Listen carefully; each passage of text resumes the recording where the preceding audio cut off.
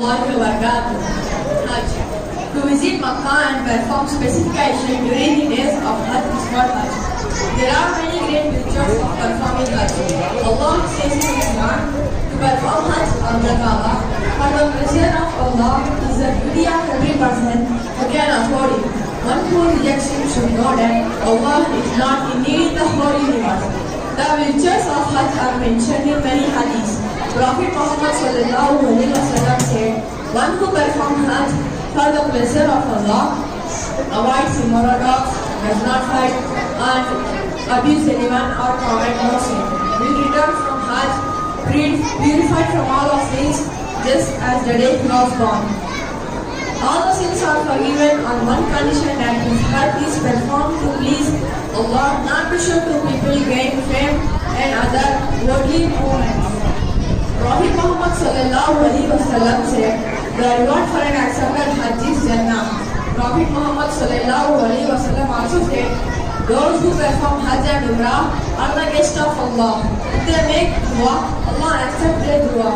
If they seek for forgiveness, Allah will forgive." Assalamu alaikum wa rahmatullahi wa barakatuh.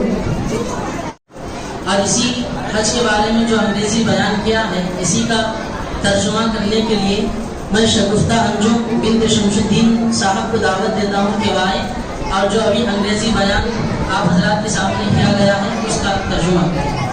السلام علیکم ورحمۃ اللہ وبرکاتہ۔ میرا نام ہے شگفتہ انجم۔ نحمدہ ونصلی علی رسولہ الکریم، اما بعد۔ حج کے دنوں میں مکہ مکرمہ جا کر مخصوص عامل کرنے کو حج کہتے ہیں۔ اسلام میں حج کے بڑے فضیلتیں ہیں۔ قرآن شریف میں ہے، اللہ کو خوشنودی کرنے کے لیے ان لوگوں پر حج فرض ہے جو وہاں تک جانے کی طاقت رکھتے ہو، اور جو شخص حج کا انکار کرے تو اللہ تعالیٰ کو اس سے کوئی مطلب نہیں۔ حدیث میں بھی جگہ جگہ اس کی فضیلتیں آئی ہے۔ پیارے رسول اللہ صلی اللہ علیہ وسلم نے فرمایا، جو شخص اللہ تعالیٰ کو خوش کرنے کے لیے حج کیا اور حج میں تمام بے شرمی کے باتوں سے الگ رہا اور کسی سے لڑائی جھگڑا نہ کیا اور نہ کوئی اور برا کام کیا، جب وہ حج سے واپس ہوگا تو گناہوں سے ایسا پاک و صاف ہوگا جیسے ماں کے پیٹ سے پیدا ہوتے وقت تھا۔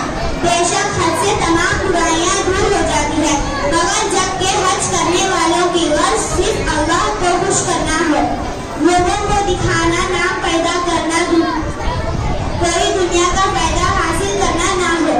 حضور صلی اللہ علیہ وسلم نے فرمایا، مقبول حج کا بدلہ جنت ہے، اور آپ صلی اللہ علیہ وسلم نے فرمایا، حج اور عمرہ کرنے والے اللہ کے مہمان ہیں، اگر وہ دعا کرے تو اللہ تعالیٰ ان کی دعا قبول فرمائے، اور اگر وہ مغفرت چاہے تو اللہ تعالیٰ ان کو مغفرت فرمائے۔ السلام علیکم ورحمۃ اللہ وبرکاتہ۔